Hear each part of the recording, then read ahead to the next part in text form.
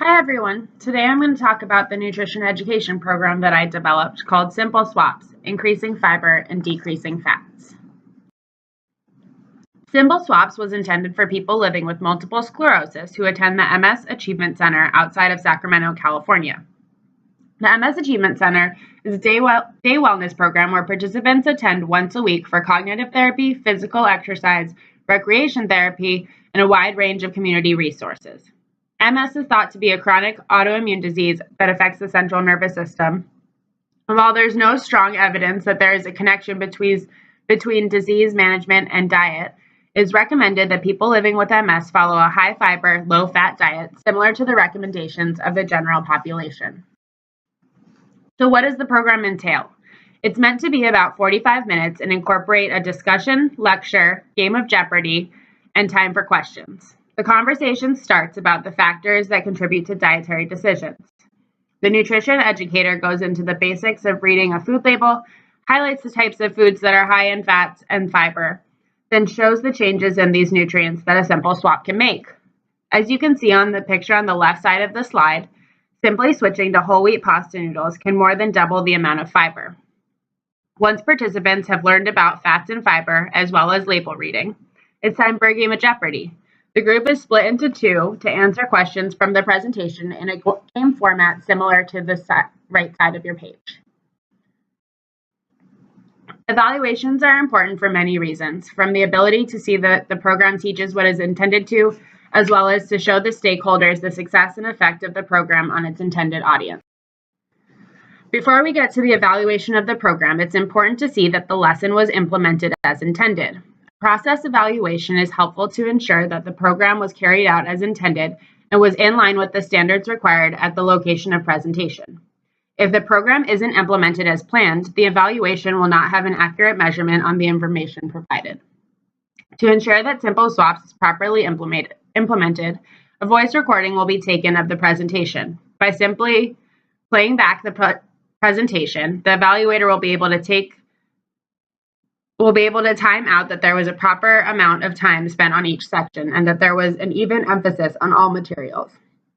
A conversation will also be had with the director of the MS Achievement Center to ensure that it was in line with the intended programming that the center holds. Those interested in the program and seeing the results of an evaluation on Simple Swaps would include the participants living with MS and their families, as it can directly affect their dietary decisions and self-efficacy in making the swap suggested through the program. The staff of the MS Achievement Center would also be interested, as the program is provided at their center and they want to ensure that they are using their time with the participants in the most meaningful way.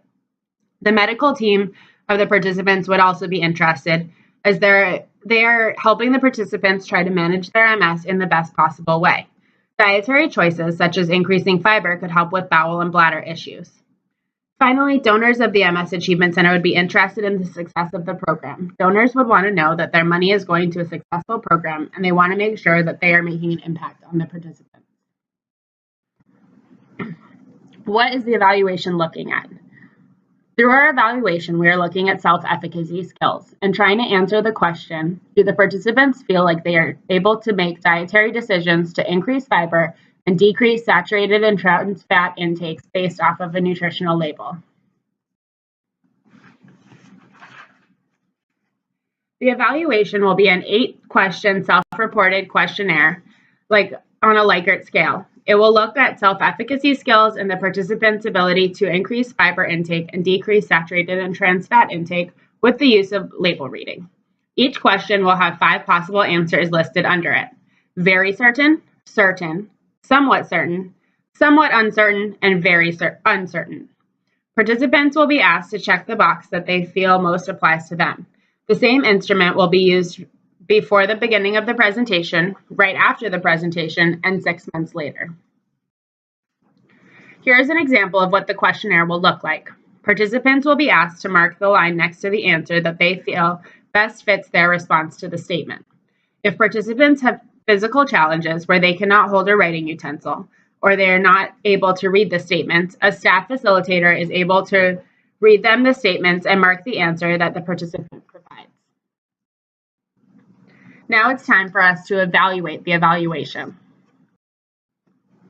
Each possible answer on the questionnaire will be assigned a numerical value ranging from very uncertain being a 1 to very certain being a 5.